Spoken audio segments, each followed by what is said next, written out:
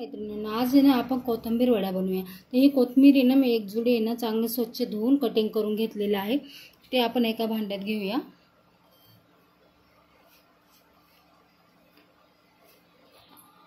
इथे मी हिरव्या मिरच्यांचा आहे ना ठेचा बनवून घेतलेला आहे, तर तो आपण त्याच्यात ॲड करूया। इथे थोडेसे काळे तीळ घेतलेले आहे। काळे तीळ नसेल ना तर तुम्ही रेग्युलर तीळ असतात ना, त्याला हावरे बोलतात, ते घेतले तरी चालेल, एक चमचा।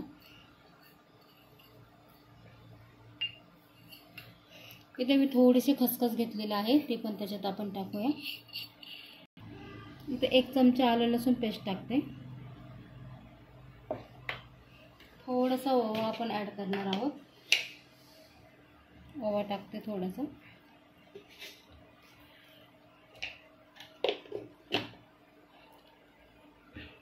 थोडासा ना दाण्यांचा कूट टाकूया।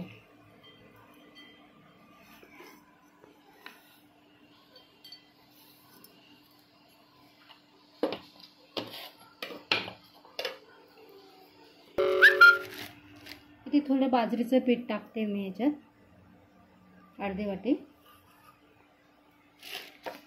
थोडीशी हळद पावडर टाकूया। चवीनुसार मीठ टाकायचं आहे।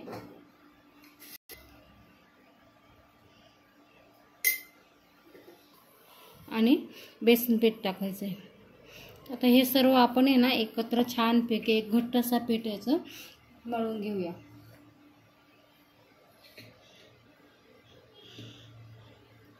आधी कोथिंबीर वल्ली असते ना, धुतल्यामुळे त्याच्यात पाणी असतं, तर आधी हे पीठ ते आधीच बघायचं गोळा होतो का काय। थोडं थोडं पाणी ॲड करायचं त्याच्यात गरजेनुसार।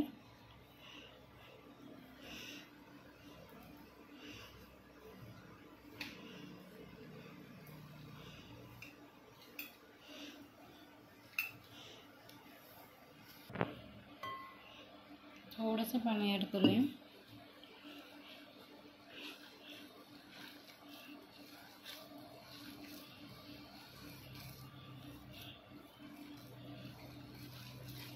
छान असं एकजीव गोळा बनवून घ्यायचा आहे।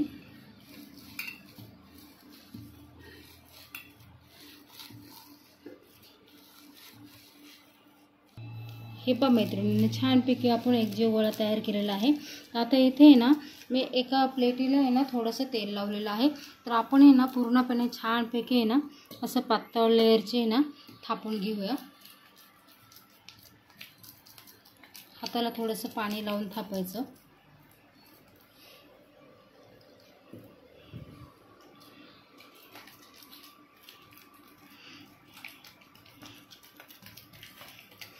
एकसारखे छानपैकी।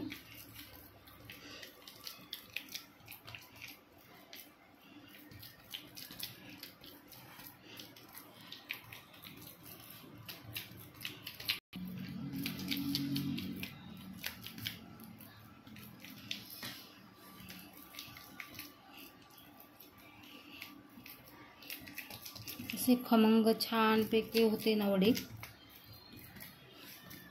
कलर पण इथे पहा किती सुंदर असा आलेला आहे।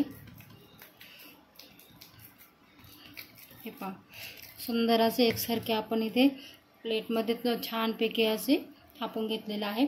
एकीकडे मी ना गरम पाणी ठेवलेलं आहे, तर आपण त्याच्यावर 10 ते 15 मिनिटं छानपैकी वाफवून घेऊया। हे पहा इथे पाणी उकळलं आहे, तर आपण छानपैकी त्याच्यावर आहे ना 15 मिनिटं छान वाफवून घेऊया। याच्यावर झाकण ठेवते मी। छानपैकी हे उकडून झालेलं आहे। आता आपण त्याचे ना असं वड्या कटिंग करूया। हव्या त्या आकारात कटिंग करता येईल।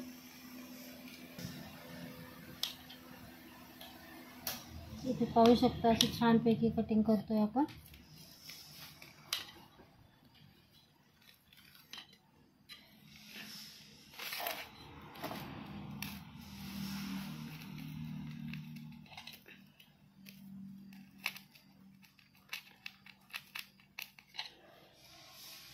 आपण गोल पण आकाराचे बनवू शकता।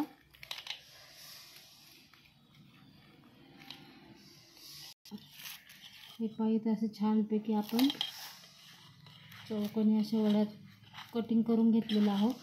आता आहे ना आपण तेल एकीकडे तापायला ठेवायचं आहे आणि छानपैकी तेलामध्ये आहे ना डीप फ्राय करून घ्यायचं आहे. पाहू शकता इथं ह्या पद्धतीने आपण सर्व कटिंग करून घेतलेलं आहे. तर चला तर आपण आता तेलामध्ये फ्राय करूया.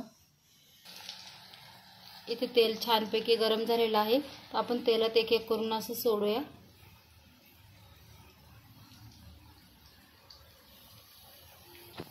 ते छानपैकी असे सोनेरी कलर होईपर्यंत खरपूस अशा वड्या तळून घ्यायच्या आहेत. ते पाहू शकता तुम्ही किती सुंदर असा कलर आलेला आहे. ह्याच पद्धतीने आपण सर्व वड्या तळून घेऊया. हे पहा मैत्रिणी, किती सुंदर अशा आपल्या कोथिंबीर वड्या तयार झालेल्या आहे. नुसतं बघत काय बसला, तर या पद्धतीने तुम्ही बनवून बघा, खाऊन बघा, लाईक करा, शेअर करा, आवडल्यास कमेंट करायला विसरू नका. Bye bye.